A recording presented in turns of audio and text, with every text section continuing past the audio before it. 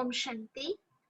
आज के तीसरे सेशन में आप सभी का बहुत बहुत स्वागत है। आज का जो सेशन है उसका नाम है अटेनमेंट ऑफ 8 पावर्स थ्रू राजयोग।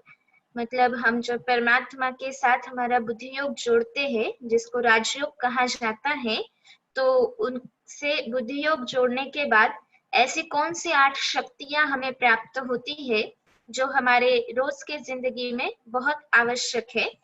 उसी के साथ साथ हम ये भी देखेंगे कि यह आध्यात्मिक ज्ञान को हम अपने जीवन में अप्लाई करते हुए हमारे जीवन के जो भी प्रॉब्लम्स है, जो भी परिस्थितियां है, चुनौतियां है, उनसे हम कैसे बाहर आ सकते हैं या सॉल्यूशन ओरिएंटेड बन सकते हैं।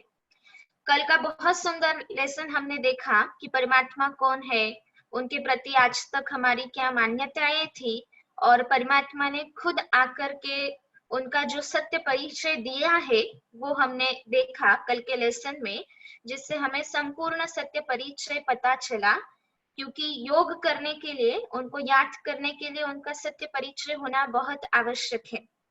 साथ साथ आपको 4 मुख्य फायदे बताए गए थे परमात्मा को याद करने के मुख्य क्या फायदे हैं।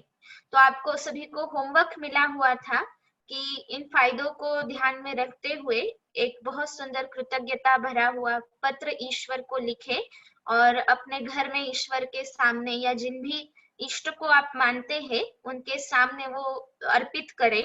तो आशा है कि आप सभी ने वो होमवर्क जो है वो पूरा किया होगा।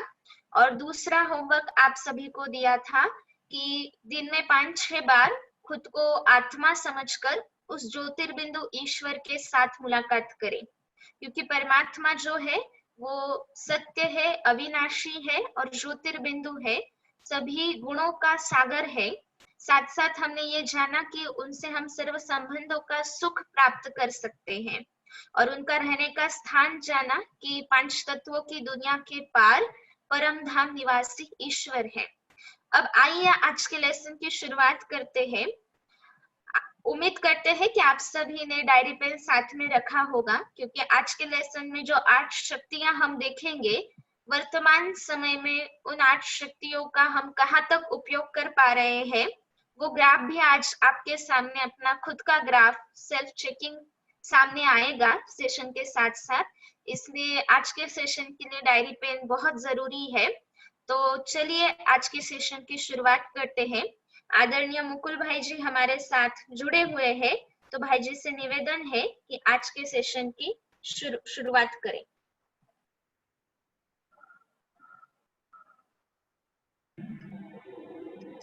ओम शांति। हम सभी आज योग के द्वारा जो 8 शक्तियां सहज रूप से प्राप्त होते हैं, उन शक्तियों के बारे में जानेंगे और उन शक्तियों के कैसे हम अपने दैनंदिन जीवन में उपयोग कर सकते हैं उसके बारे में भी देखेंगे।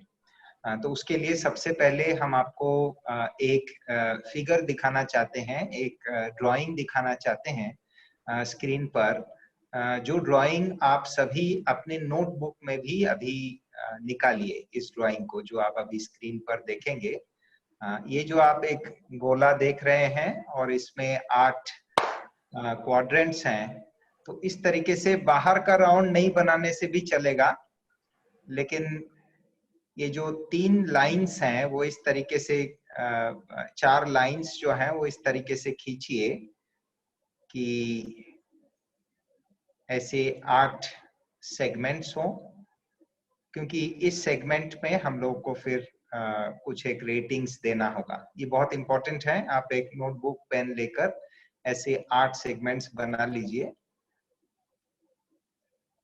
और उसके बाद हम लोग इसका शुरुआत करेंगे। बीच में बिंदु रहेगा और बाहर जो है सेगमेंट के अंतिम भाग जो है वो उसको हम लोग अभी कुछ नाप के हिसाब से उसको ये करेंगे। अंदर में आप 0 लिखेंगे, 0 लिखेंगे बीच वाली पॉइंट में, बिंदु में जहां क्रॉस हो रहा है सारा। और ये गोलाकार के बाहर साइड में जो सरकमफरेंस के ऊपर जो स्ट्रेट लाइन मैच हो रही है, वहां पे आप 10 लिखेंगे, जैसे उदाहरण में दिया हुआ है।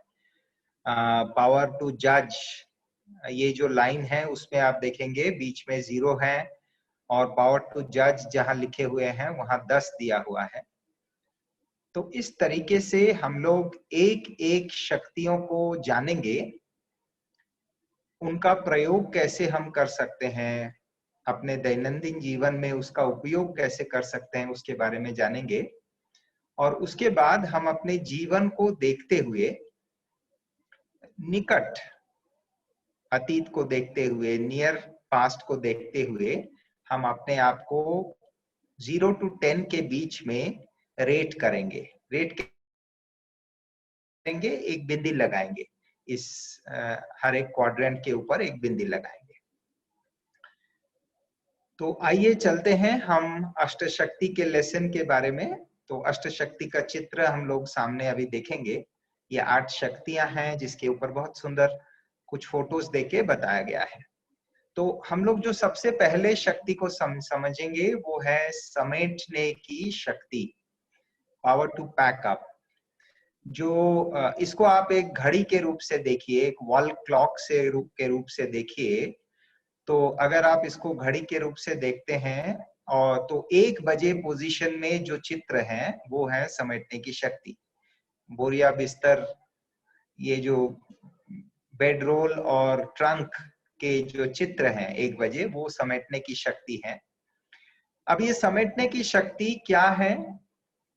मन और बुद्धि को जहां चाहे, जब चाहे, जितना देर तक चाहे अगर हम स्थिर कर सकते हैं, तो ये हुई समेटने की शक्ति। मन और बुद्धि को जहां चाहे, जब चाहे, जितना देर तक चाहे अगर हम स्थित कर सकते हैं, तो ये हमारी समेटने की शक्ति है। समेटना अर्थात दूसरी बातों से बुद्धि को हटाकर इस समय में जो कार्य कर रहा हूं, उस कार्य पर अगर मैं पूर्ण एकाग्रचित होकर करता हूं, दूसरी बातों को उस समय के लिए स्थगित कर केवल उसी कार्य पर एकाग्र करता हूं जो मुझे अभी करना है, तो इसे कहा जाएगा समेटने की शक्ति। ये एक बहुत महान शक्ति है। खास जो भी योग साधना करना चाहते हैं, मेडिटेशन सीखना चाहते हैं, उन्हों के लिए तो ये बहुत ही अहम शक्ति है। क्योंकि जब तक हम मन को एकाग्र कोई बात पर नहीं कर सकते हैं, तब तक उस चीज को हासिल करना, उस चीज को मास्टरी कर पाना ये मुश्किल है। क्योंकि मन, बुद्धि, संस्कार, हम लोगों ने आत्मा का लेसन में जो देखे हैं, इन तीनों का समन्वय बनकर, तीनों का एक ही दिशा पर वो चले, इसको कहा जाता है समेटने की शक्ति। अब ये समेटने की शक्ति से हमें फायदा कौन कौन से हैं, हम आपके सामने 3 फायदा रखेंगे। सबसे पहला फायदा, हम लोग मल्टीटास्किंग करते हुए भी एकाग्रचित रह सकते हैं, कंफ्यूज नहीं होंगे, हमसे कोई भूले नहीं होंगी। मल्टीटास्किंग अर्थात एक ही समय पर एक से अधिक कार्य करना। ये भारत में बहुत ही प्रचलित है मल्टीटास्किंग, जबकि विदेशी मल्टीटास्किंग कर नहीं पाते। उनके बचपन से जो सीखना है उसमें मल्टीटास्किंग उनको सिखाया नहीं जाता है। लेकिन भारत में तो मल्टीटास्किंग बहुत ही कॉमन है। आप देखेंगे कोई कैश काउंटर में कैश गिन रहा है, साथ में फोन पे बात कर रहा है, लेकिन उनका कैश गिनना जो है वो बिल्कुल ठीक ठाक चल रहा है। मैं ये नहीं कह रहा हूं कि हमें इस तरीके से काम करना है, परंतु दुनिया में, जीवन में परिस्थितियां कई बार ऐसी आती हैं जहां पे मल्टीटास्किंग हमें करने होते हैं। और मल्टीटास्किंग अर्थात बहुत ही कम समय में एक कार्य से दूसरा कार्य में शिफ्ट करना होता है, दूसरा से फिर से पहले कार्य में, पहले से फिर से दूसरे कार्य में। आप जस्ट सोचिए, आप घर में आपके 2 बच्चे हैं, दोनों बच्चे को आप पढ़ा रहे हैं। एक बच्चा 8वीं क्लास में है और दूसरे बच्चे जो हैं वो 6ठी क्लास में हैं।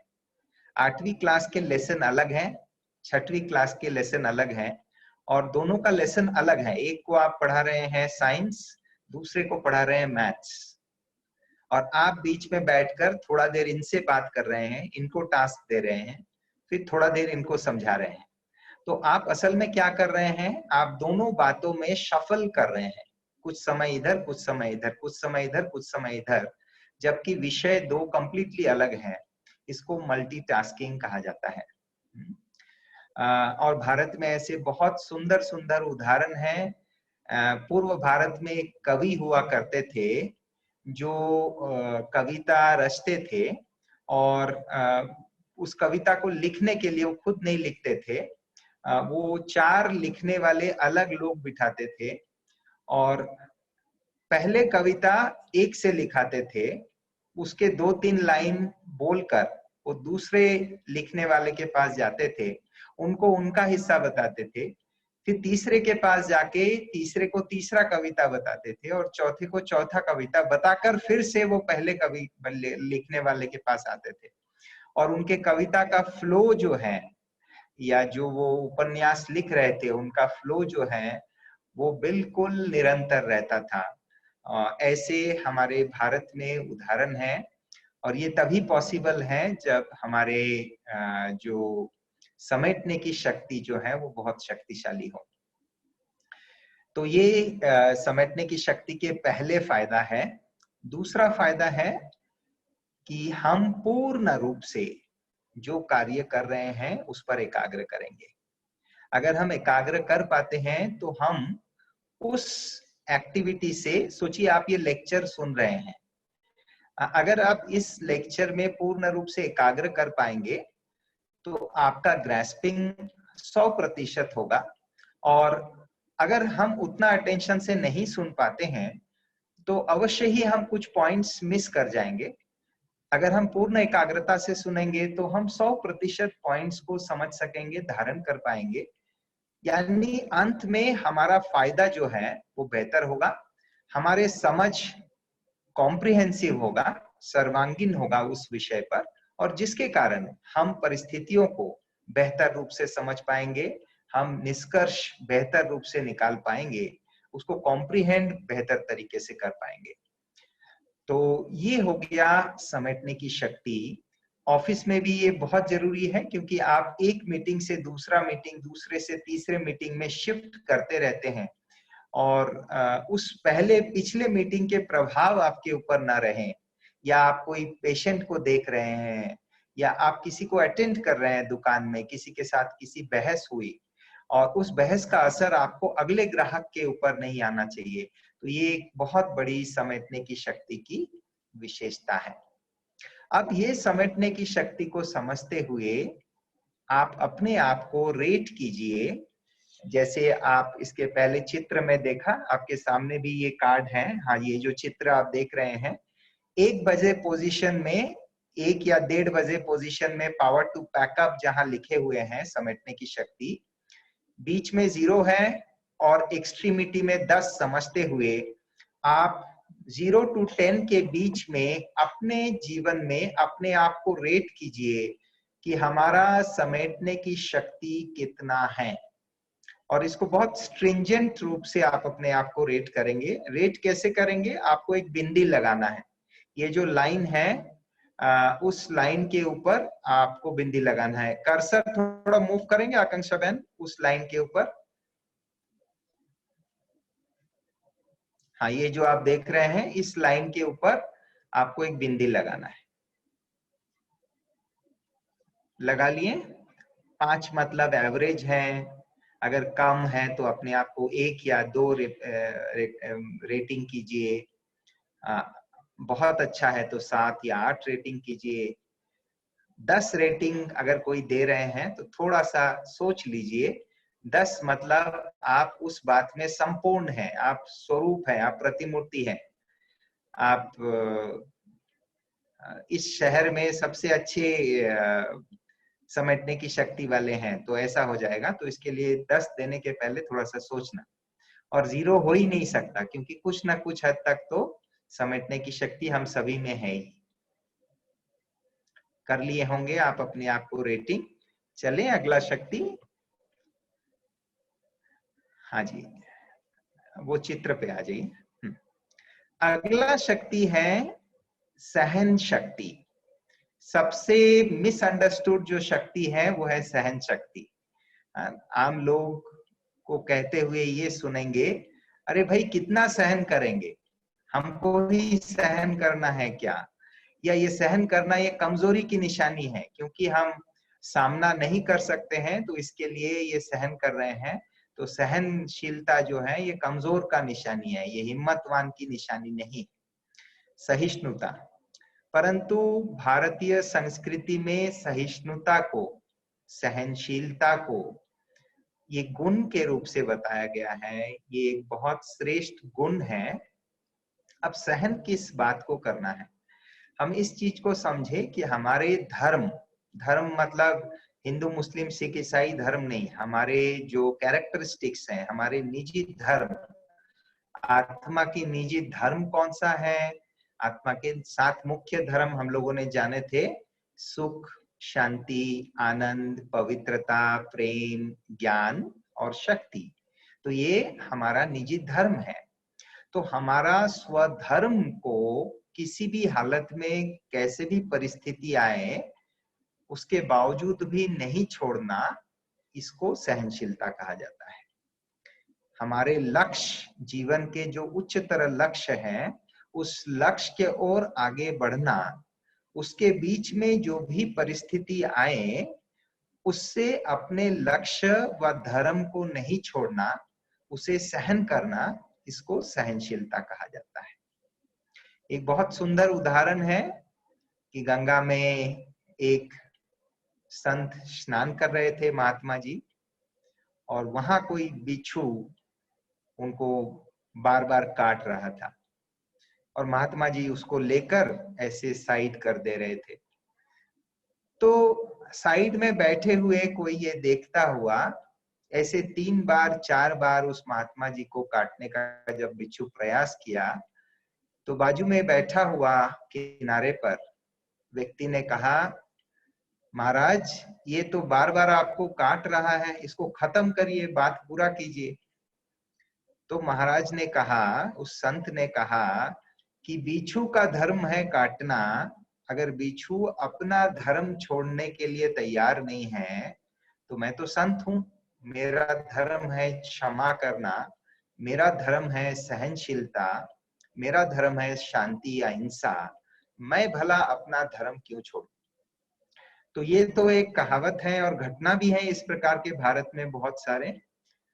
परंतु इससे हमें जो समझना है, सीखना है कि हम अगर, हमारी एनर्जी लिमिटेड है, हम अगर सहन नहीं करते हैं छोटी छोटी कुछ बातें, तो हमारी एनर्जी बहुत सारे नेगेटिव चीज में चले जाएंगे। हम कुछ उदाहरण देते हैं।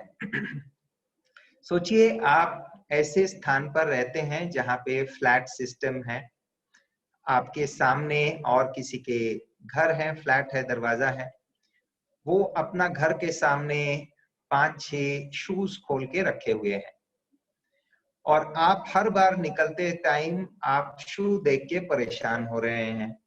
आप अपने घर में शूज अंदर रखते हैं, वो व्यक्ति का मान्यता है कि जूता घर के अंदर रखा ना जाए, इसीलिए वो जूता बाहर रखते हैं।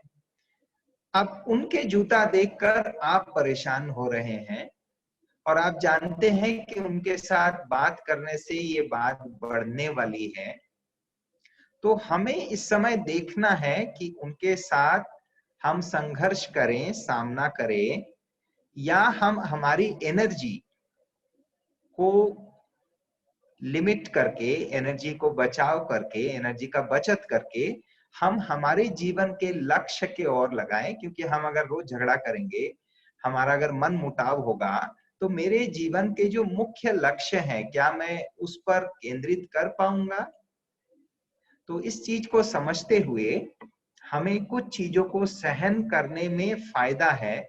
तो कौन सा चीज मुझे सहन करना है और कौन सा चीज मुझे सामना करना है, ये दोनों बहुत सुंदर जजमेंट का विषय है, जो हम आगे भी देखेंगे सामना करने की शक्ति में आकर। तो अब देखते हैं सहन शक्ति से हमें फायदा क्या है। सबसे बड़ी फायदा कि हमें सफलता प्राप्त होती है, क्योंकि हमने हमारे एनर्जी और किसी भी बात में नहीं लगाया।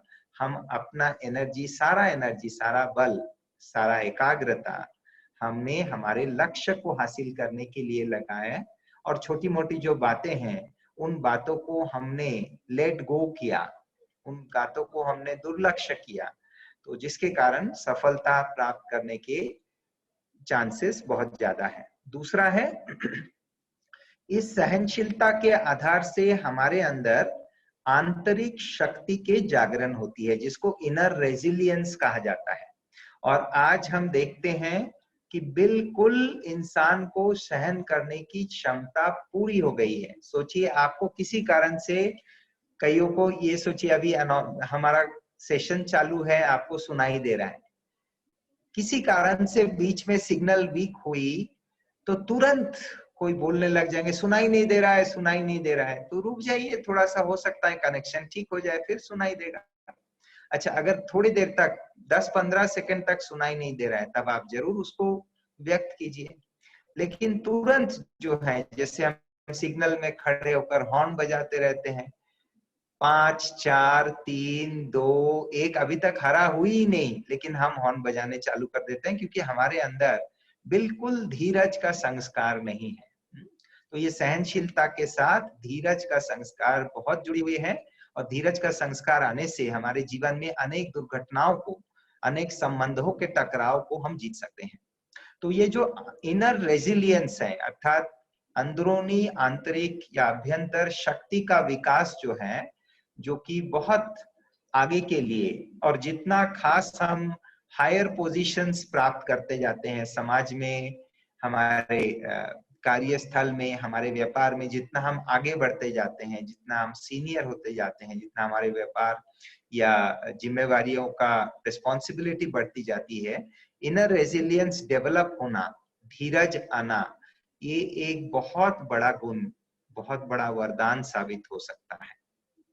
तीसरी चीज, हमारे समय का बचत बहुत बेहतर रूप से होता है, क्योंकि हम छोटी छोटी बातों में अपना समय को नहीं लगाते हैं।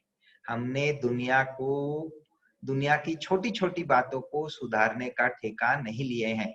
हमें अपने अंदर बड़े परिवर्तन करना है, और उस बड़ी परिवर्तन के आधार से हम अनेक छोटी बातों को यूं यूं परिवर्तित कर सकते हैं। इसके लिए छोटी छोटी जो टाइम वेस्टर्स हैं, उन बातों को हम छोड़ देते हैं। ये हमारी सहनशीलता की विशेषता है, और फोकस करते हैं कोर टास्क पर। तो किसी भी हालत में सहनशीलता जो है वो अवगुण नहीं है। सिर्फ हमें ये जानना जरूरी है कहाँ मुझे सहन करना है और कहाँ मुझे सामना करना है। अब हम चलते हैं तीसरे शक्ति। हाँ, अभी आप रेट कीजिए अपने आप को, सहनशीलता को रेट कीजिए 1 से 10 पॉइंट के स्केल में सहनशीलता को रेट कीजिए। टॉलरेंस जो लिखे हुए हैं, उस टॉलरेंस स्केल को अंदर में 0 है और राइट साइड में 10 है। 1 to 10 के बीच में आप कितने सहनशील हैं? हमारे भारत की महिलाएं, भारत की माताएं तो सहनशीलता के देवी हैं, परंतु दूसरे को देखना है कि भाई उनके, हमारे अंदर कितना सहनशीलता है। 1 से 10 के बीच बहुत स्ट्रिक्टली अपने आप को रेट कीजिए। एक डॉट लगाना है सिर्फ आप। अब चले अगले शक्ति की ओर। अगले शक्ति है समाने की शक्ति। जैसे नदियां सागर में मिलते हैं, लेकिन सागर का पानी का लेवल ऊपर नीच नहीं होता है। तो इसी तरीके से गीता में भी वर्णन है, सुख दुख में एक समान रहना, स्थित प्रज्ञ जिसको कहा गया है। तो ये स्थित प्रज्ञ स्थिति के ही एक चित्र है कि सागर कभी ऐसे नदी के पानी मिलने से ना ही उठ जाता है ना ही कम होता है, परंतु उसका संतुलन मेंटेन रहता है। समाने की शक्ति अर्थात किसी भी परिस्थिति में हम एडजस्ट कर सके, हम एब्जॉर्व कर सके अर्थात समा सके, और हम एकोमोडेट कर सके, एडजस्ट कर सके, एब्जॉर्ब कर सके और एकोमोडेट कर सके। इससे फायदा क्या है? सबसे बड़ी फायदा है कि हम लोकप्रिय बन जाएंगे, हम पॉपुलर हो जाएंगे, हमें लोग पसंद करेंगे, क्योंकि हम एडजस्ट कर रहे हैं ना, हम एकोमोडेट कर रहे हैं उन्हों की कमी पेशी जो भी है, जो हो जैसे हो, लेकिन आप जब उनको चला लेते हैं, आप उनको मना लेते हैं, आप उनके साथ एडजस्ट हो जाते हैं, तो वो भी आपको पसंद करेंगे और आप पॉपुलर बन जाएंगे। ये पहला फायदा है। दूसरा है, समाने वाली व्यक्ति को भरोसा लोग रखते हैं, क्योंकि वो बात जो समाये है इधर का उधर वो नहीं फैलाएंगे। वो बात अगर ऐसे कुछ कॉन्फिडेंशियल बात है, अपने व्यक्तिगत बातें हैं जो किसी ने आपको भरोसा करके बोला है, तो जिनके अंदर समाने की शक्ति होंगी वो उस बात को समा लेंगे, उस बात को और बाहर नहीं निकालेंगे, उस प्रसंग को पूरा करके उसको जैसे कि भूल ही जाएंगे, और उनके व्यवहार में भी कोई परिवर्तन नहीं आएगा उस बात के पश्चात। शिक्षा दिए, आपने किसी को फीडबैक दिया कि भाई ये चीज ठीक कर लीजिए, ये ठीक नहीं है, और वो बताने के बाद जब पूरा हो गया तो आप भी खुश हो गए, उस व्यक्ति को भी हल्का कर दिए, ना किसी को भी पता नहीं चलेगा बाहर वालों को कि आपने उनको इस तरीके से बात को आपको पता था, आपने बताए हैं, सुधारे हैं, ये किसी को भी पता नहीं चलेगा। सो इसके लिए आपके प्रति विश्वास, भरोसा, ट्रस्ट जो है बहुत अच्छी तरह से बढ़ता जाएगा।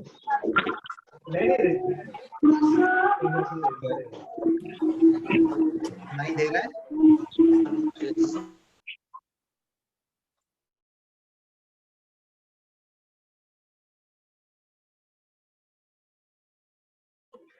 अगला विशेषता है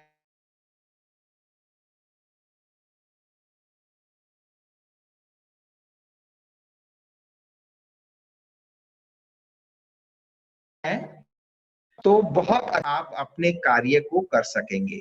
आप अगर किसी भी बात से डिस्टर्ब नहीं होंगे, दूसरे बातों को समा ले सकेंगे, तो आपके हाथ में जो काम है उसको आप बहुत अच्छी तरह से कर पाएंगे, और आपके अंदर परिपक्वता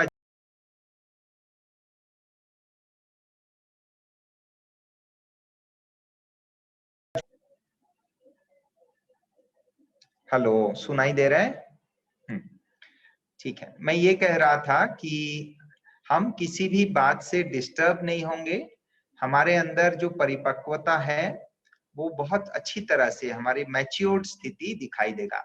ये है समाने की शक्ति, जो बहुत आज के दिन पे बहुत सारे परिवार फूट रहे हैं, आपसी संबंध बहुत बिगड़े हुए हैं, और हम बुजुर्गों को, बच्चों के थोड़े बहुत शरारत को बिल्कुल सहन नहीं कर पाते हैं। तो इसमें ये सहन शक्ति और समाने की शक्ति के बहुत बड़ी विशेषता ये होनी चाहिए, ये बहुत जरूरी है। तो अब आप अपने आप को समाने की शक्ति में रेट कीजिए 1 to 10 पॉइंट स्केल में।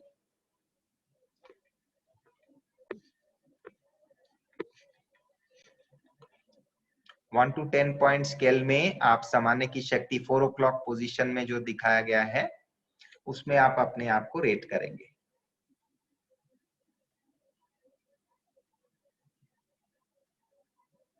एक डॉट लगाइए जहां पे भी 1 2 3 4 5 6 7 8 9 10 पेरिफेरी में है, 1 सेंटर में। चलें अगले शक्ति, परखने की शक्ति। ये परखने की शक्ति और निर्णय शक्ति, यानी 5 बजे पोजीशन में जो है और 6 साढ़े 6 बजे पोजीशन के जो 2 फोटो हैं, वो पहले वाला है परखने की शक्ति, और उसके अगले शक्ति निर्णय शक्ति है। ये विशेष तौर पर हमारे जीवन पे जो भी डिसीजंस हम लेते हैं, उस डिसीजन के पूर्व हम एक इवैल्यूएशन करते हैं। जैसे कोई भी चीज खरीदने के पहले हम लोग नेट पे सर्च करते हैं, देखते हैं क्या क्या ऑप्शंस अवेलेबल है, कलर्स क्या अवेलेबल है, उनके फीचर्स क्या है, यानी थोड़ा सा हम रिसर्च करते हैं उस चीज को और फिर तोलते हैं कि भाई इसका वारंटी कितना है, इसका कीमत कितना है, रिव्यूज क्या कह रहे हैं, दूसरे जो लोग खरीदे हैं उसको इस्तेमाल किए हैं, आजमाए हैं, उनका रिव्यूज क्या कह रहा है। तो ये जो हम कर रहे हैं वास्तविक रूप से इसको कहा जाता है परखना। तो इसको अंग्रेजी में कहा जाता है ability to discriminate.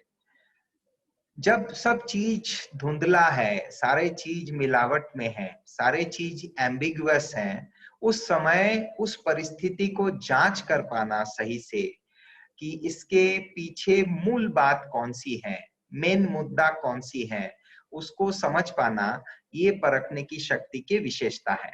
Ability to discriminate when things are in chaos. तो ये परखने की शक्ति की विशेषता है। और परखने की शक्ति होने से फायदा तो स्पष्ट है कि हमें परिस्थिति का सही मूल्यांकन हो सकता है। हम कोई भी परिस्थिति, और सिर्फ परिस्थिति नहीं, इवन व्यक्ति या वस्तु का भी यथार्थ मूल्यांकन कर सकेंगे कि ये सही कह रहा है या गलत कह रहा है, झूठ कह रहा है, या सत्य कितना है, मिलावट कितना है, उसका सही परख यथार्थ रूप से कर पाएंगे। दूसरी बात, परखने की शक्ति अर्थात क्लैरिटी, स्पष्टता, पारदर्शिता। तीसरी बात, हमारी समझ, हमारी अंडरस्टैंडिंग, ये बहुत अच्छा होगा। और जितने हमारी अंडरस्टैंडिंग बेहतर होंगी, हमारी उसके आधार पर ही हम निर्णय लेंगे, डिसीशंस लेंगे, तो हमारे निर्णय भी बेहतर होंगी और स्वतः ही हमें सफलता मिलता जाएगा। चौथी बात कि योग के द्वारा परख बहुत फास्ट हो सकता है। आपको 20 किस्म के क्वेश्चंस पूछकर ये तय नहीं करना होगा, एल्गोरिदम रन नहीं करना होगा परखने के लिए, बट आप शॉर्टकट मेथड्स, ह्यूरिस्टिक मेथड से उस व्यक्ति को देखते हुए, उनके जो हर एक व्यक्ति के एक आभा मंडल होती है, एक प्रकंपन होती है, उस प्रकंपन को समझते हुए आप बहुत ही सहज रूप से उनको इवेल्युएट कर पाएंगे विदाउट स्पेंडिंग मच टाइम, समय को ना लगाते हुए। तो ये हो गया, बहुत स्पीडी आप परख सकेंगे। और ये है परखने की शक्ति के परिभाषा। ये परख केवल बाहर के लिए नहीं, परंतु हमारे मन के अंदर कौन सी बातें चल रही है, हमारे संस्कार हमें कहाँ धोखा दे रहा हो, कौन सी परिस्थितियों में मेरे पुराने आदतों के हम विवश हो जाते हैं। ये जो स्वयं का परख है, तो हम बाहर के भी अच्छे पारखी होंगे और स्वयं के भी बहुत अच्छा परख कर सकेंगे, जिसके आधार से आगे के तब का जो है परिवर्तन करना वो आसान हो जाएगा। तो और ज्यादातर परखने की शक्ति हमारा वीक होता है। अधिकतर, ज्यादातर लोगों में सहन शक्ति और परखने की शक्ति की बहुत कमी होती है। तो इसमें अगर थोड़ा सा हम परखने की शक्ति को बढ़ाते हैं, थोड़ा सा समेटने की शक्ति को बढ़ाते हैं, थोड़ा सा समाने की सहन शक्ति बढ़ाते हैं, तो हम दूसरे लोगों से तो बहुत आगे बढ़ जाएंगे, बहुत स्वाभाविक रूप से आगे बढ़ जाएंगे अगर हम कंपेयर करें तो अब आप अपने आप को रेट कीजिए कि आप परखने की शक्ति अपने आप को कितना मार्क्स देंगे। याद रहे, ये परख आपका प्रोफेशन का परख नहीं है। अगर आप डॉक्टर हैं, आप मरीज की बीमारी कितने अच्छी तरीके से परख सक रहे हैं, केवल वो बात नहीं हो रहा है। या आप अगर एक ऑडिटर हैं, तो आप ऑडिट शीट को देखते हुए उनके नुक्स कितना जल्दी निकाल सकते हैं, केवल वो परख नहीं है, परंतु सर्वांगीण रूप से हर बात में आपके इन जनरल परखने की शक्ति कितनी अच्छी है उसको रेट कीजिए। 6 o'clock पोजीशन में पावर टू जज या डिस्क्रिमिनेट, वहां पे आप रेट करेंगे 1 to 10 पॉइंट स्केल में, एक डॉट लगाइए।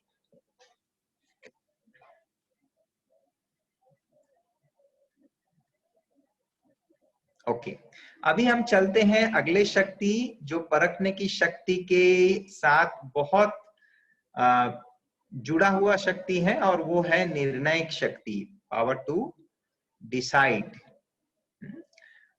यानी डिसीजन मेकिंग। परखने के बाद, समझने के बाद हम डिसाइड करते हैं क्या करना है, निर्णय शक्ति। तो निर्णय शक्ति के आधार से हमारे भविष्य के एक्शन अर्थात कर्मों के दिशा बनता है। इसके कारण ये बहुत इंपॉर्टेंट है क्योंकि कर्मों के आधार से हमारे प्रोग्रेस होंगे। तो ये जो डिसीजन पावर है, निर्णय शक्ति है, उस निर्णय शक्ति शक्तिशाली होने से हमारे डिसीजन सही होंगे। उससे भी ज्यादा इंपॉर्टेंट है समय पर होंगे। और हर डिसीजन अगर सही है, समय पर लिया जा रहा है, तो सफलता अनिवार्य है। तो समय पर डिसीजन, सही डिसीजन, कई सही डिसीजन लेते हैं लेकिन समय चले जाने के बाद, तो समय का महत्व बहुत ज्यादा है डिसीजन लेने के लिए, और उसका नतीजा ये होगा, उसका परिणाम सकारात्मक होगा, सफलता से भरा हुआ होगा।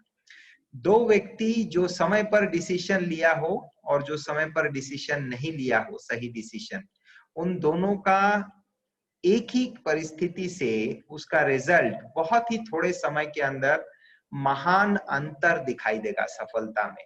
आप अपने जीवन में भी देख सकते हैं, अपने मित्र को देख सकते हैं, आप लोग जो साथ में पढ़ते थे, आप कहाँ हैं, वो व्यक्ति कहाँ है, आप समझ पाएंगे कि आप जीवन के हर घड़ी में किस प्रकार के डिसीजंस लिए हैं, आपके दूसरे मित्र हर घड़ी में किस प्रकार के डिसीजंस लिए हैं, समय पर कैसे डिसीजंस लिए हैं, ये महान अंतर दिखाई देगा।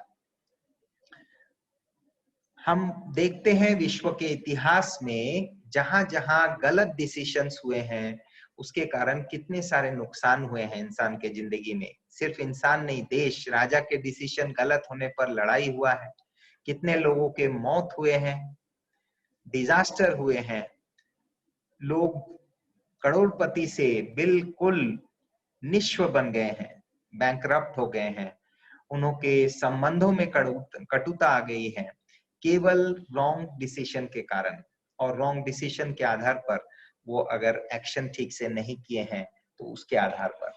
तो अब आप डिसीजन मेकिंग में, अच्छा, ये डिसीजन मेकिंग में और एक इंपॉर्टेंट चीज है कि कई ऐसे लोग होते हैं जो डिसीजन लेने में बहुत सोचते हैं, बहुत डरते हैं। वो कहते हैं नहीं, डिसीजन तो आप लो, हम सिर्फ परख करेंगे, हम सिर्फ बताएंगे कि इसमें ये फायदा है, इसमें ये नुकसान है।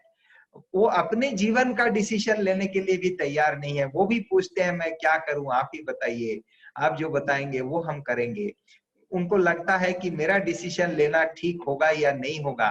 तो ऐसे भी लोग होते हैं जो अपने डिसीजन भी दूसरे पर थोप देते हैं, क्योंकि डिसीजन जिंदगी में उनको लेना नहीं है, या वो बहुत डरते हैं अगर डिसीजन गलत हो गया तो मेरा क्या होगा, जैसे कि वो मर ही जाएंगे ऐसा लगता है।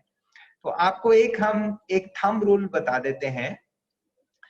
अमेरिकन जो फौजी है उसके ट्रेनिंग में कहा जाता है, जो कमांडो ट्रेनिंग है उसमें कहा जाता है कि अगर आप 80% कॉन्फिडेंट हैं आपके डिसीजन के बारे में, 80%, आपको अगर लगता है कि मेरा डिसीजन 80% सही है, तो आप उस डिसीजन को समय पर क्रियान्वित कीजिए, देर नहीं कीजिए। डिसीजन सही होना, देरी से होना, वो कोई काम का नहीं है, परंतु 80% अगर आपको कॉन्फिडेंस लेवल है, you enact that decision, that is a better decision. ये अमेरिकन कमांडोज को सिखाया जाता है। तो हम हमारे गृहस्थ जीवन में भारतीय कमांडोज जो हैं, आप सभी भी, हम सभी भी कमांडो हैं, गृहस्थ के आश्रम में हम सब अपने अपने कमांडो हैं। तो आप भी इस चीज को आजमा के देखिए कि डिसीजन लेने में कई बहुत डरते हैं, तो अगर हमारा 80% कॉन्फिडेंस लेवल है और समय पर उस डिसीजन को हम आजमाते हैं तो हमें बेहतर सफलता प्राप्त हो सकता है। फौजी में तो जान जाने की भी डर है, प्राण जाने की भी डर है, मौत के डर है, उसके बावजूद भी वो इस थंब रूल को फॉलो करते हैं कि 80% if you are confident, please go ahead with the decision on time, that will give you better results. ये उनके गाइडलाइंस बुक में लिखा हुआ है, सिखाया जाता है, ये उनके एक कॉम्पस के रूप से मार्गदर्शक करने वाले विषय हैं। अब हम चलते हैं सामना करने की शक्ति। अब ये सामना करने के, हाँ सॉरी, यस, डिसीजन मेकिंग में 7 o'clock पोजीशन में, 7 बजे की घड़ी के पोजीशन में आप अपने आप को रेट कीजिए 1 से 10 के बीच। बीच में 0 है, लास्ट में सेंटर में 0 है और एक्सट्रीम में 10 है। अगर आप बहुत फास्ट डिसीजन लेते हैं बिना सोच के, तो आप अपने आप को ज्यादा रेट नहीं करना, आपको परख के बाद निर्णय लेना है, तो उस हिसाब से आप अपने आप को रेट कीजिए।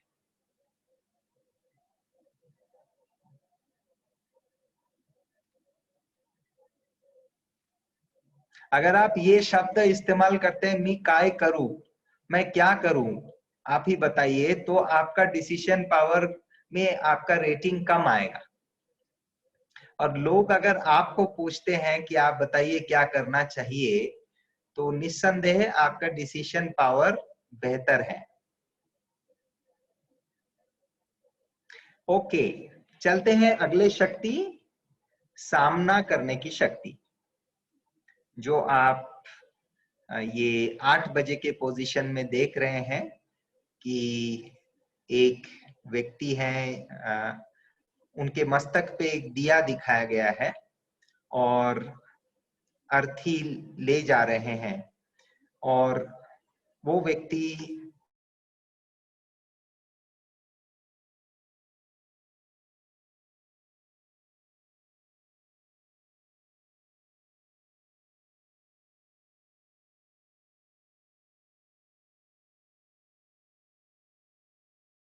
और यहाँ दिखाया गया है। तो सामना करने की शक्ति अर्थात पावर टू फेस, मुझे किसको सामना करना है? मुझे अपने बॉस का सामना नहीं करना है, मुझे पड़ोसी का सामना नहीं करना है, मुझे विरोधी दल का सामना नहीं करना है। पहले सामना मुकाबला मुझे खुद से करना है, मेरे कर्मों से करना है, मेरे संस्कारों से करना है। जो संस्कार, जो बाधाएं आपने पहले दिन लेसन में देखा, आत्मा का सबसे बड़ा दुश्मन कौन है? 10 शीश वाला रावण है, जिसमें काम, क्रोध, लोभ, मोह, अहंकार, ये 5 बातें बताई गई है। तो ये जो 5 कमजोरियां हैं जिसके हम हावी हो जाते हैं, उन 5 कमजोरियों को सामना करना है, उसके साथ मुकाबला करना है, अपने साथ मुकाबला करना है, अपने कमियों के साथ मुकाबला करना है। ये है सामना करने की शक्ति। तो सामना करने की शक्ति मतलब ऐसे नहीं कि दूसरों पर चिल्लाना। इससे फायदा क्या है? ये बहुत बड़ी शक्ति है। और आप देख रहे हैं, अगर ये आटो चित्र जो दिए हुए हैं, सहन शक्ति के एग्जैक्टली ऑपोजिट में सामना करने की शक्ति दिया गया है। सामना की शक्ति के लिए सहनशीलता का भी जरूरत है, क्योंकि जब हम सामना करेंगे तो मुझे सहन करना पड़ेगा। चाहे हम अपने अंदर की कमजोरियों को सामना कर रहे हैं, तो भी मुझे सहन करना पड़ेगा। तो इसको इंटरएक्टिविटी कहा जाता है। ये हर एक शक्ति जो डायमेट्रिकली ऑपोजिट में है, उस शक्ति के साथ डायमेट्रिकली ऑपोजिट पोजीशन में जो दूसरे शक्ति हैं, एग्जैक्टली 180 डिग्री ऑपोजिट में जो हैं,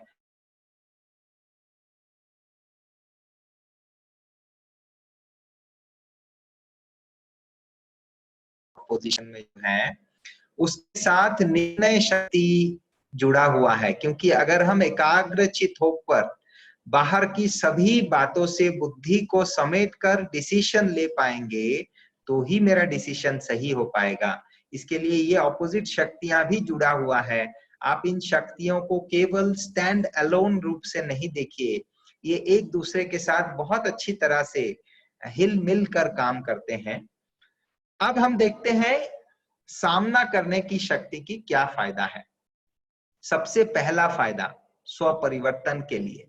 और हम अगर इस सामना करने की शक्ति को इस्तेमाल करते हैं, केवल समेटने की शक्ति और सामना करने की शक्ति को डेवलप करते हैं, तो हमारा प्रोग्रेस बहुत तीव्र गति से होगा। हम जो भी क्षेत्र फील्ड में है, चाहे वो बिजनेस हो, चाहे वो जॉब हो, चाहे वो प्रोफेशनल क्षेत्र में हो, चाहे वो आप पढ़ाई कर रहे हैं, चाहे आप हाउसवाइफ हैं, बच्चों के माँ बाप हैं, आप किसी भी क्षेत्र में प्रोग्रेस कर सकेंगे। उसका कारण ये है कि सामना करने की शक्ति हमें सिखाता है फैक्ट्स एंड सत्यता को एक्सेप्ट करना, सत्यता को स्वीकार करने की शक्ति, सामना करने की शक्ति, मुकाबला करने की शक्ति हमें प्राप्त होती है।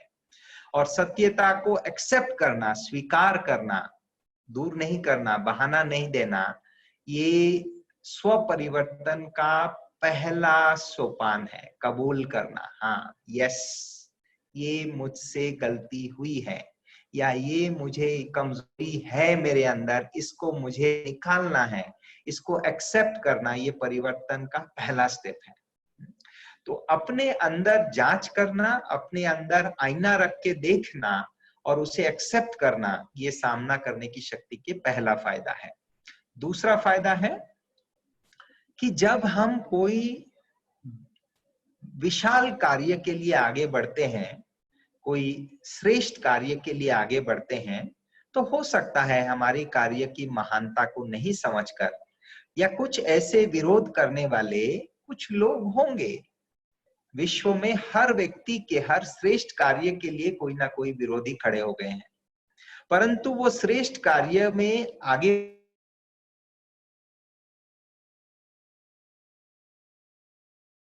वो अगर इस रेजिस्टेंस को वो सामना न करे, उसको न झेले, उसको सामना न करे, तो उनका लक्ष्य कभी भी हासिल नहीं होगा। इसीलिए इस रेजिस्टेंस का मुकाबला कर पाना, मुकाबला मतलब उनके साथ झगड़ा नहीं करना होगा, परंतु वो उनको रहते हुए भी उनको लेके साथ में चलना और बिना डिस्टर्ब होकर अपने अंदरूनी स्थिति को बना के रखना, ये बहुत बड़ी आवश्यकता है अपने लक्ष्य पर पहुंचने के लिए। तीसरी बात, आत्मा के अंदर बहुत किस्म के, जैसे आपने मन बुद्धि संस्कार देखे हैं, तो हमारे संस्कार के अंदर हम लोगों ने सीखे हैं बचपन से बहुत अलग अलग किस्म के बहानेबाजी। इन बहानेबाजी को डिफेंस कहा जाता है। हम आत्मा को सुरक्षा करने के लिए अलग अलग बहानेबाजी करते हैं। अब ये बहानेबाजी को हटाना और सत्यता को सामना करना, सत्यता के सम्मुखीन होना, इसके लिए ये बहुत जरूरी है।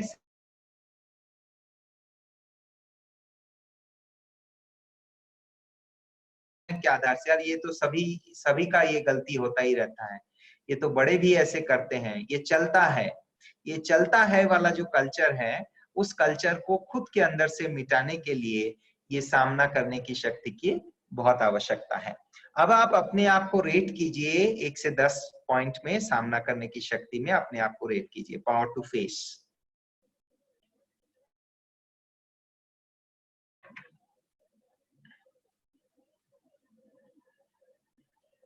Power to face, yes. आगे चलते हैं। 7वां शक्ति, सहयोग की शक्ति।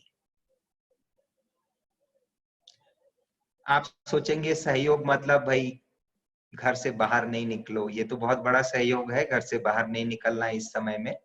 परंतु ये सहयोग कब बनेगा? कोई नहीं देख रहा है, चलो थोड़ा सा हम घूम के आते हैं, अरे पुलिस बाहर है अभी अंदर आ जाते हैं, तो ये हम किसको सहयोग दे रहे हैं? और इस चीज का उल्लंघन कहाँ से हो रहा है? सबसे पहले हमारे मन में उल्लंघन हो रहा है। तो आत्मा के जो 3 मंत्री हैं, आप जानते हैं, पहले दिन जो आप सुने थे, मन बुद्धि संस्कार। ये मन बुद्धि संस्कार आपस में एक दूसरे को जब सहयोगी सहभागी बनकर एक साथ सिंक्रोनाइजेशन, हार्मोनी के साथ तालमेल रखकर जब चलता है, आत्मा को पूर्ण रूप से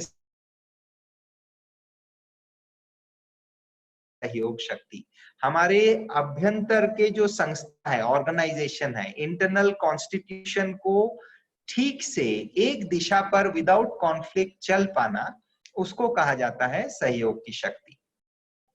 सहयोग की शक्ति की फायदा क्या है? Harmony and congruence. कॉन्ग्रुएंस अर्थात हम जिस लक्ष्य लेकर चल रहे हैं, हमारे सोच, हमारे बोल, हमारे कर्म, हमारे जीवन शैली, ये सब कुछ उस दिशा पर डोवटेल हो रहा है, उस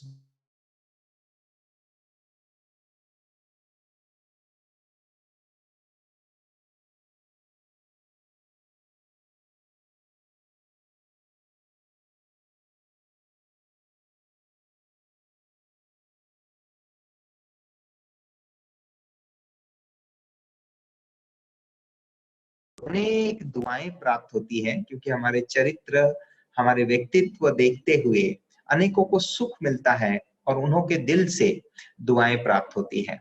तीसरी बात कि हम पूर्ण रूप से, हम अर्थात मैं, आत्मा, मन, बुद्धि, संस्कार, ये तीन मंत्री जो हैं, ये तीन डिपार्टमेंट्स जो हैं, ये तीनों डिपार्टमेंट के पूरा कंट्रोल में है, जिसके कारण हम इस देह से बहुत अच्छी तरह से कर्म करते हुए जल्दी जल्दी आगे बढ़ सकते हैं। हम लीडरशिप पोजीशन में, हम नेतृत्व के पोजीशन में, चाहे वो नौकरी में हो, चाहे वो व्यापार में हो, चाहे वो समाज सेवा में हो, हम नेतृत्व के पोजीशन में, लीडरशिप पोजीशन में बहुत जल्दी मूव कर सकेंगे दूसरों के भेंट में। और चौथी बात, अगेन, सहयोग की शक्ति से हम जिसको सहयोग देते हैं, हम उनके दिल जीत लेंगे, तो हम नेचुरली पॉपुलर बन जाते हैं, लोकप्रिय बन जाते हैं। तो ये है सहयोग की शक्ति के फायदे। अपने आप को रेट कीजिए सहयोग की शक्ति में। 1 to 10 पॉइंट स्केल में अपने आप को सहयोग की शक्ति में रेट कीजिए। Power to cooperate. और सहयोग मतलब अपने तकलीफ करके भी सहयोग देना, उसे सहयोग कहेंगे। हमारा खाना एक्स्ट्रा बच गया, अब मैं ढूंढ रहा हूं कौन लेके जाए, ये तो दूसरे व्यक्ति हमको सहयोग दे रहे हैं, इसे सहयोग नहीं करेंगे। हम सफल करने के लिए निकाले हैं, तो ये हम कोई सहयोग नहीं दे रहे हैं। जो उसको स्वीकार कर रहा है वो हमें सहयोग दे रहा है, मेरा अन्न वेस्ट ना हो। तो इस बात को भी समझना है कि मेरा पेट भर गया, अब हम ढूंढ रहे हैं कौन लेगा, तो ये सहयोग की शक्ति नहीं। अब चले 8वां और आखिरी शक्ति अष्ट शक्तियों में से। ये शक्ति को कहा जाता है, ये जो कछुआ आप देख रहे हैं, विस्तार को संकीर्ण करने की शक्ति। जैसे कछुआ अगर थ्रेटेंड होता है या उनको कुछ कार्य नहीं है, तो अपने सारे अंग को समेट कर वो शेल के अंदर शांत रूप से बैठ जाता है। तो विस्तार को संकीर्ण करने की शक्ति, ये रिसर्च के क्षेत्र में जो भी एकाग्र होकर कार्य करना चाहते हैं, जैसे रिसर्च के रूप से फोकस ऑन कोर एक्टिविटी में अपना फोकस कर पाना, जब और कोई एक्टिविटी नहीं है, पूर्ण रूप से सब हमारे जीवन के जो लक्ष्य हैं, उस लक्ष्य से जुड़े हुए कार्य पर एकाग्र करें। यह है विस्तार को संकीर्ण करने की शक्ति। उदाहरण, कोई स्टूडेंट एग्जाम के लिए पढ़ाई का तैयारी कर रहा है, इंपॉर्टेंट एग्जाम है, उनका पढ़ाई चल रहा है।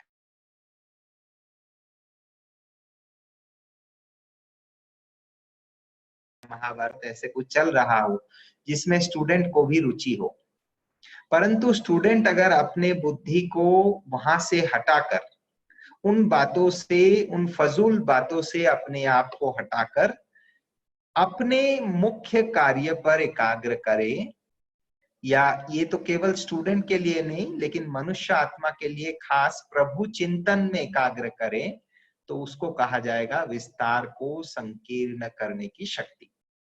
दूसरी बात, हम कई बार कई लोगों से मिलते हैं जो एक बात को स्पष्ट करने के लिए उनको बहुत लंबा चौड़ा बोलना होता है, तो हम लोग सुनते हुए कहते हैं हाँ जी ठीक है, समझ गए, आप आगे बताओ। तो जो सारांश में बताने वाले होंगे, उनका खुद का भी टाइम बचेगा, दूसरों का भी टाइम बचेगा। तो विस्तार को संकीर्ण करने की शक्ति का फायदा ये है, पहला तो जैसे अभी हम बताया कि हमारा टाइम का बचत करता है। दूसरा है, हम अपने जो भी गोल है, लक्ष्य है, उसके तरफ बहुत जल्दी जल्दी आगे बढ़ पाते हैं। तीसरी बात है कि हम जो गृहस्थी हैं, जो केवल आध्यात्मिक, फुल टाइम आध्यात्मिक मार्ग में नहीं है, तो हम लोग जीवन, शरीर निर्वाह, अर्थ, परिवार के लिए बहुत सारे कार्य रहता है, उसके साथ साथ हम स्व उन्नति का अभ्यास करते हैं, तो दोनों का संतुलन बहुत अच्छी तरह से हम रख पाएंगे। हम एक कार्य करते हुए, जैसे हाथ कार दे दिल यार दे कहा जाता है, अर्थात आप बर्तन साफ कर रहे हैं या कोई भी ड्राइविंग कर रहे हैं, उस समय भी आप प्रभु चिंतन कर सकते हैं। कुछ फॉर्म्स ऑफ मेडिटेशन हैं जो होते हुए ऐसे कुछ एक स्वमान का, सेल्फ एस्टीम का अभ्यास कर सकते हैं और आप स्वनीति को बढ़ा के आगे बढ़ सकते हैं। तो अब आप अपने आप को रेट कीजिए विस्तार को संकीर्ण करने की शक्ति में।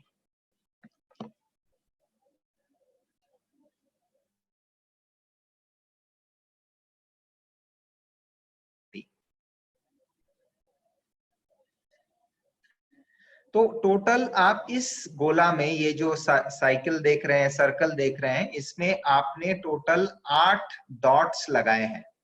अब आप इन 8 डॉट्स को जोड़ लीजिए।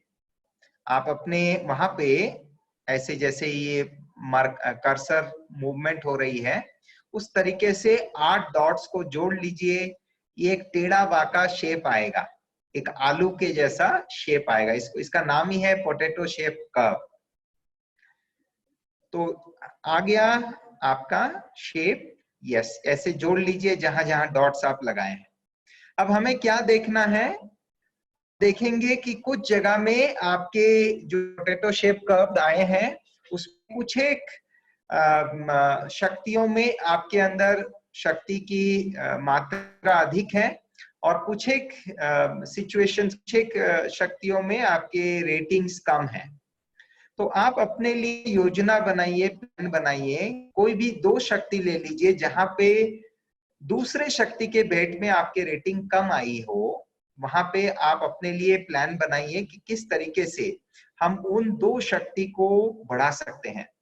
और उसके लिए पहला स्टेप होगा कि आप चिंतन कीजिए कि ये शक्ति कम होने के कारण बचपन से लेकर अब तक कुछ एक घटनाओं को याद कीजिए कि कौन कौन सी परिस्थितियां हुई, ये शक्ति कम होने के कारण मुझे नुकसान पहुंचा, मुझे पराजय हुआ, मैंने हार खाया।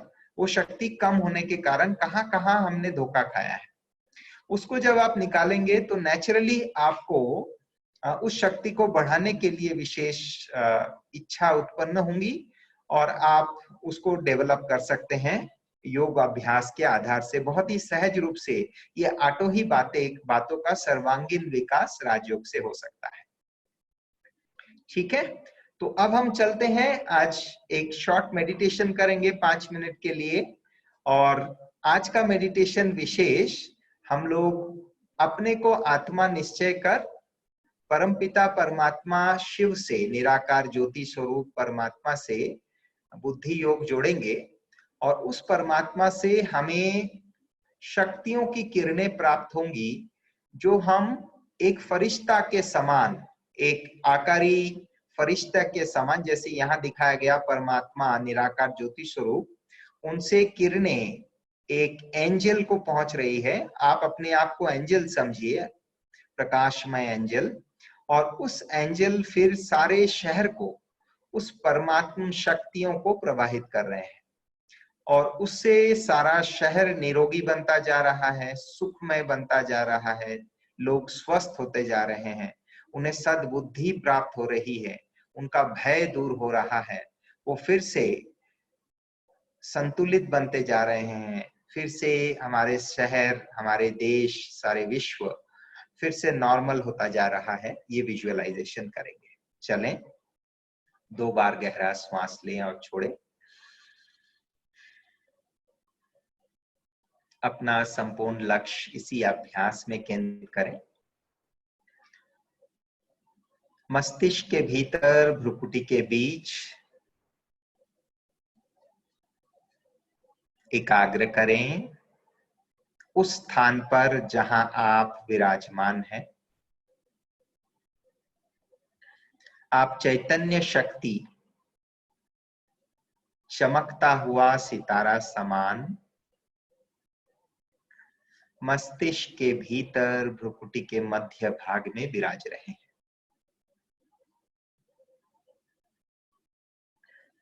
आप एक चैतन्य शक्ति आत्मा है,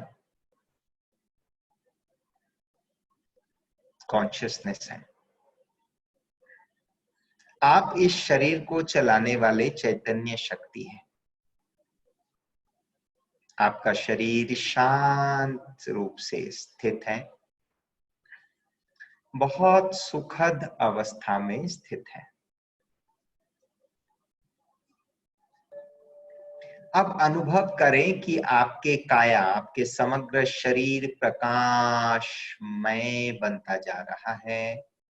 आपके बाहें, पैर और समग्र शरीर प्रकाशमय बनता जा रहा है। हूबहू इस एंजल के समान, फरिश्ते के समान प्रकाशमय, उजाला ही उजाला है। अनुभव करें।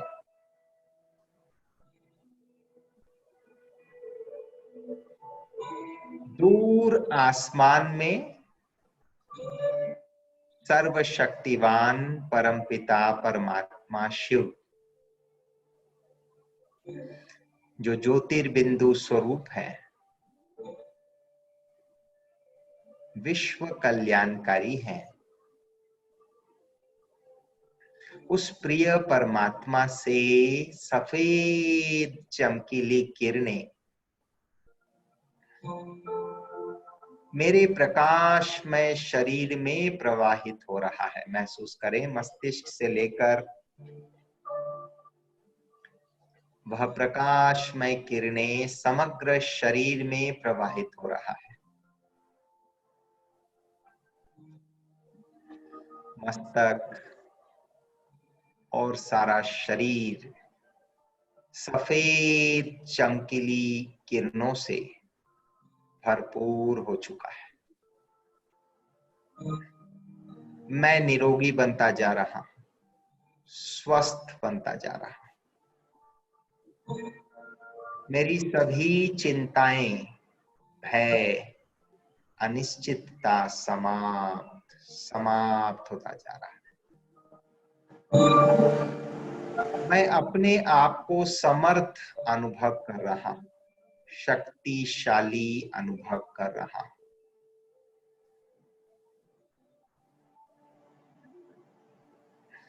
अब अपने सामने एक विशाल शहर को विजुअलाइज करें, मन दर्पण पर देखें।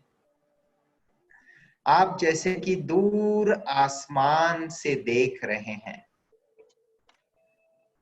आपका बुद्धि का योग परमपिता परमात्मा से, ईश्वर से जुटा हुआ है, और अब उन ईश्वरीय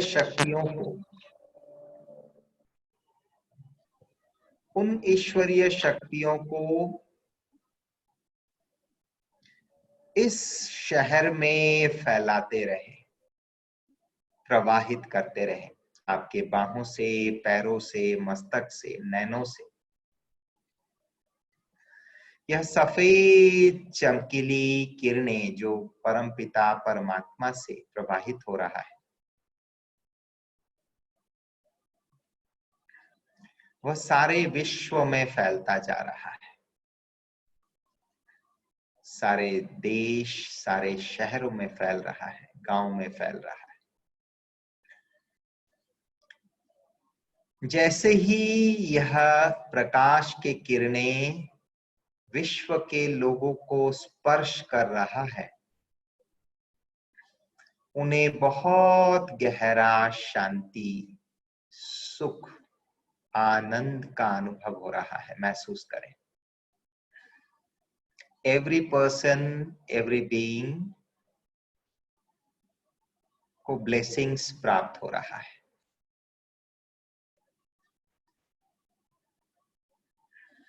उन्हें सद्बुद्धि प्राप्त हो रही है। उनका सभी भय, चिंता समाप्त होता जा रहा है। वह कुछ पल के लिए बिल्कुल निर्भय, निश्चिंत होते जा रहे हैं। सभी चिंताओं से मुक्त होते जा रहे हैं।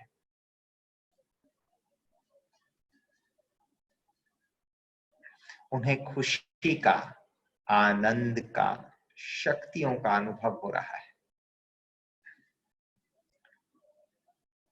विश्व के एक एक मनुष्य आत्मा निरोगी बनते जा रहे हैं।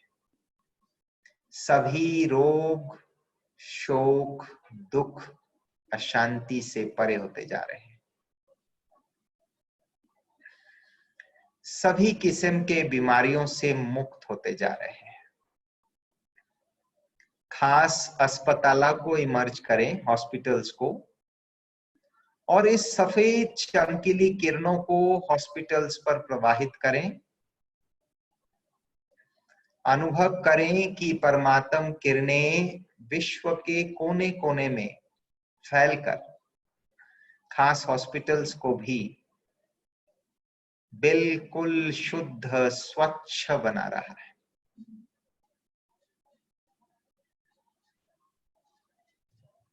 वायरस से मुक्त बना रहा है।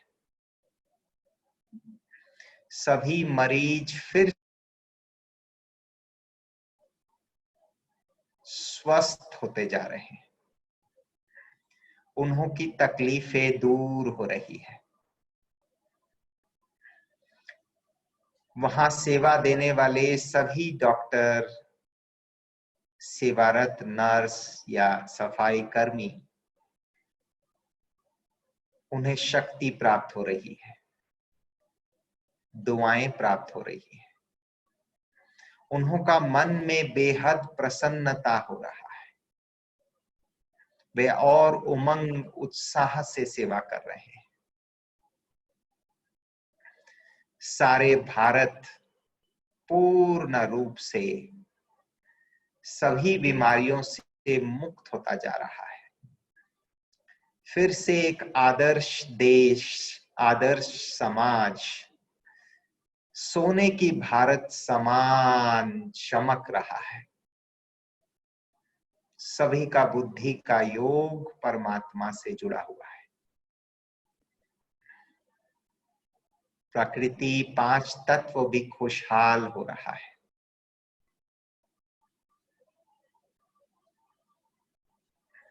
फिर से भारत देश समृद्धि को प्राप्त कर रहा है। महसूस करें। अब अपने परिवार को सकाश प्रदान करें।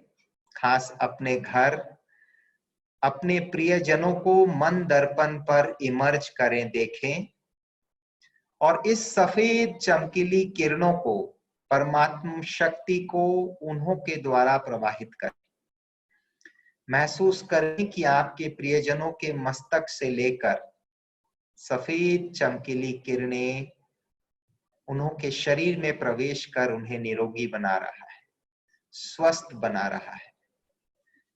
उनका मन प्रसन्न होता जा रहा है। उनके रोग प्रतिरोध शक्ति, इम्यूनिटी बढ़ता जा रहा है। आपके घर बिल्कुल स्वच्छ, आनंदमय, उमंग उत्साह से, सात्विकता से भरपूर होता जा रहा है।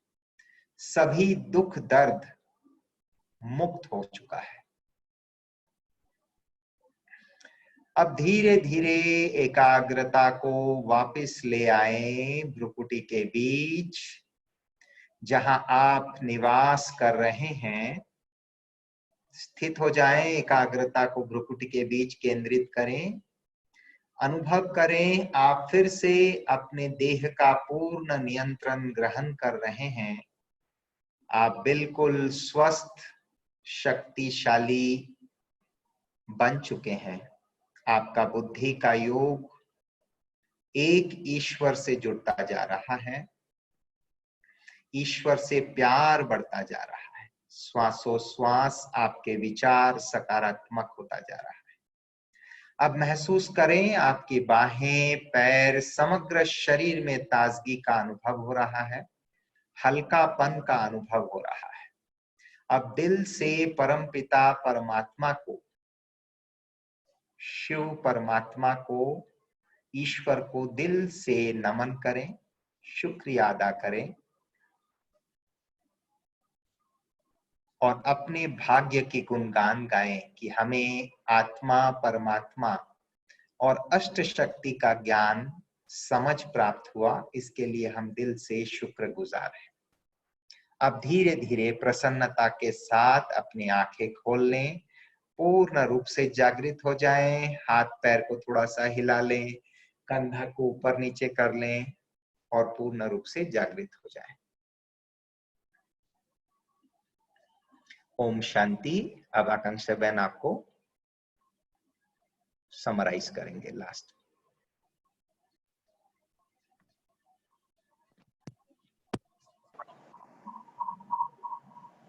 ओम शांति। बहुत बहुत धन्यवाद आदरणीय भाई जी। आज हम अष्ट शक्तियां देखे जो हमें इस मेडिटेशन से प्राप्त होती है। लेकिन आप अगर रोजाना रूप से रेगुलर रूप से अगर ये मेडिटेशन करते हैं तो जरूर आपको अष्ट शक्तियां जो है वो प्राप्त होंगी, जिसकी हमें जीवन में बहुत आवश्यकता है। यह जो कोर्स आपको कराया गया, यह 3 दिन का शॉर्ट कोर्स था जिसको योग शिविर कहते हैं। इसी के साथ साथ कुछ ज्ञान की बातें जो है ब्रह्मा कुमारी की तरफ से जो कोर्स होता है वो प्रॉपर 7 डेज कोर्स होता है, मतलब 7 दिन रोजाना 1 घंटा, जिसमें से 3 लेसन्स हम सभी ने अभी कंप्लीट किए हैं। लेकिन उसी के साथ साथ ये भी जानना जरूरी है कि परमात्मा अगर ज्योतिर्बिंदु है, निराकार है, अशरीरी है, तो वो इस धरती पर कैसे आते हैं, कब आते हैं और आकर के कौन से 3 मुख्य कर्तव्य करते हैं। साथ साथ सृष्टि चक्र अर्थात वर्ल्ड ड्रामा व्हील, मतलब ये सृष्टि रंगमंच पर हम किस प्रकार से नाटक में आते हैं, पार्ट प्ले करते हैं, अब कौन सा युग चल रहा है और अभी के समय का क्या महत्व है। हम आपको ये जरूर बताना चाहेंगे कि वर्तमान समय जो चल रहा है सृष्टि की हर आत्मा के लिए सबसे मूल्यवान और महत्वपूर्ण समय है। इस समय में जो भी कार्य जो भी आत्माएं करेंगी उसका अनेक जन्मों के लिए उनको प्राप्ति होगा।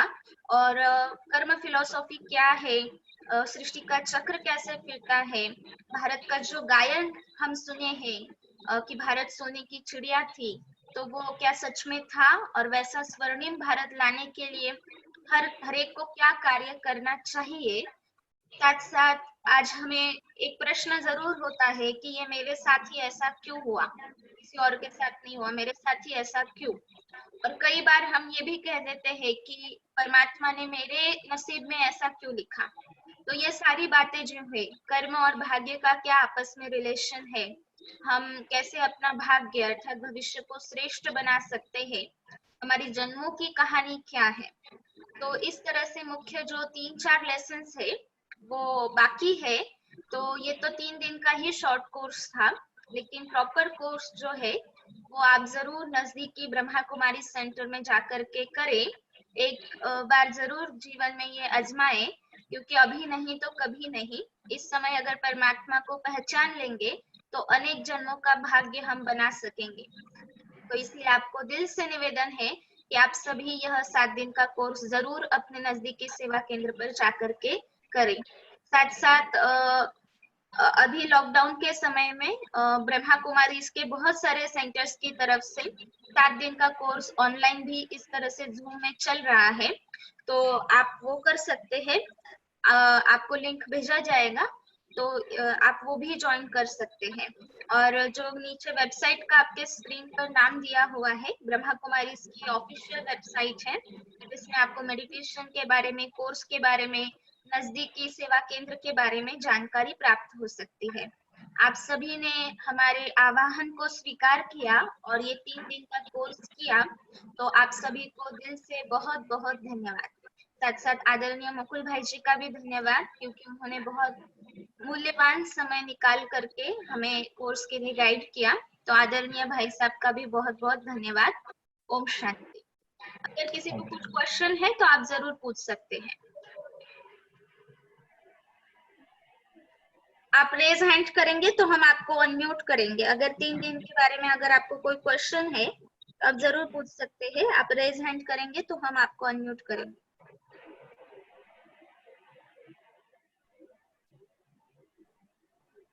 है किसी का कोई क्वेश्चन? कोई कुछ अपना एक्सपीरियंस कुछ खास है तो 1 मिनट में बता सकते हैं। जो भी होमवर्क आपने किए, आपको क्या लगा वो आप जरूर 1 मिनट में शेयर कर सकते लास्ट में, अगर किसी का कुछ खास एक्सपीरियंस है तो।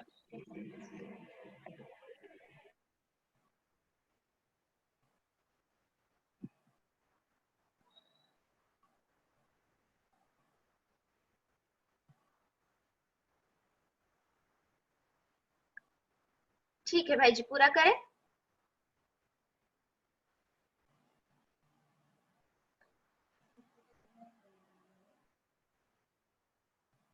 ठीक है, आप सभी को बहुत बहुत धन्यवाद पुनः एक बार, और उस परमपिता परमात्मा का भी धन्यवाद जो आज खुद उन्होंने आकर के हमें मिलिंद भाई कुछ क्वेश्चन पूछना चाह रहे हैं, आपको अनम्यूट करते हैं।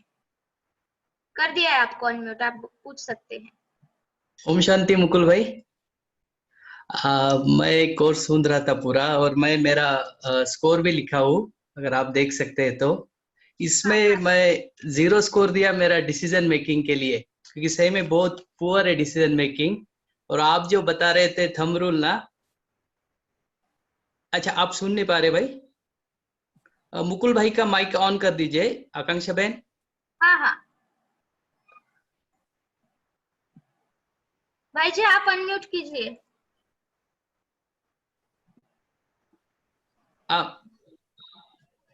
ओम शांति मुकुल भाई। हाँ जी बोलिए। हमने मैं सुना, आपका बात सुना। तो 0 किसी भी हालत में नहीं हो सकता है, 1 to 10 ही होगा। हाँ, आप अपने आप को कम मार्क्स दे सकते हैं, ओके, पर 0 नहीं होगा। ओके, मेरा क्वेश्चन ये था कि 0 या फिर 1 है, सबसे कम है, मुझे इम्प्रूव करना है। तो आप जो थंब रूल बता रहे थे ना भाई, 80% अगर आपको सही लगता है, तो परसेंटेज कैसे डिसाइड कर सकते हैं हम? ये गट फील के ऊपर है। अच्छा, डिसीजन जो है, डिसीजन लेने के कुछ तरीके हैं। मैं साइंटिफिक मैनेजमेंट में तरीका है कि अच्छा, उसके प्रॉस और कौन सा दोनों लिखिए, और इससे फायदा क्या होगा, नुकसान क्या होगा। फायदा का पल्ला अगर भारी है नुकसान के भेंट में, तो आप वो डिसीजन लेते हैं। ठीक है। अच्छा, उस कैसे करना होता है डिसीजन को, और उसका कंसिक्वेंसेस क्या होगा, यानी वो करने के बाद फायदा और नुकसान को देखा जाता है, उसके बाद किया जाता है। तो वो उसको रेट करके किया कर सकते हैं आप। बट अच्छा। इम्पोर्टेंट है टाइमली डिसीजन लेना, सबसे ज्यादा इम्पोर्टेंट है। तो हाँ आप पिछले 8-10 डिसीजंस को अपना चेक कर लीजिए, और उसके अच्छा, आधार पर डिसाइड कीजिए कि आपका डिसीजन बुरा है या नहीं। आप अपने निकट वाले कोई व्यक्ति को भी पूछ सकते हैं, इस चीज अच्छा, पे सलाह पूछ सकते ओके, ठीक है, समझ गया भाई। हैं।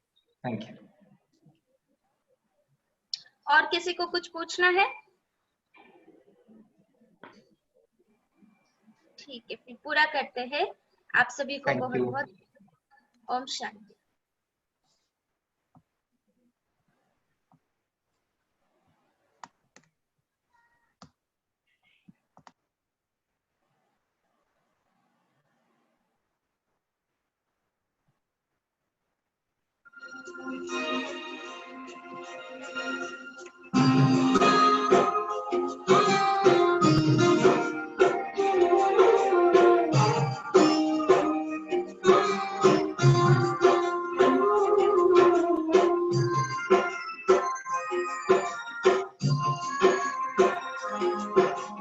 जैसा सोचोगे तुम वैसा बन जाओगे, जैसा कर्म होगा वैसा फल पाओगे। श्रेष्ठ कर्म का आधार है खुद का कर लो दर्शन, यही जीवन का सार है, यही जीवन का सार है। जैसा सोचोगे तुम वैसा बन जाओगे, जैसा कर्म होगा वैसा फल पाओगे।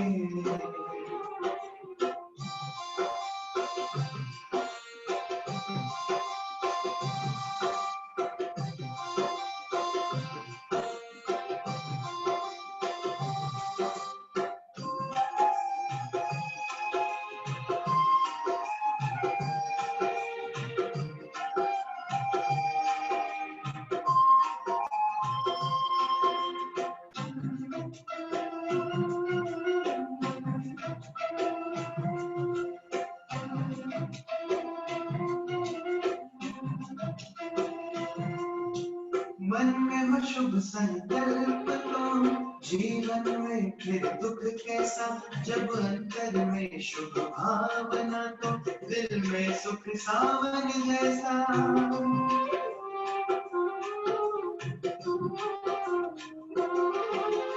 हार कर जो ना हारे, जीत उसी की होती है, घनघोर अंधेरे में भी जलती जगमग उसकी ज्योति है। जैसा देखोगे तुम वैसा बन जाओगे, जैसा चाहोगे तुम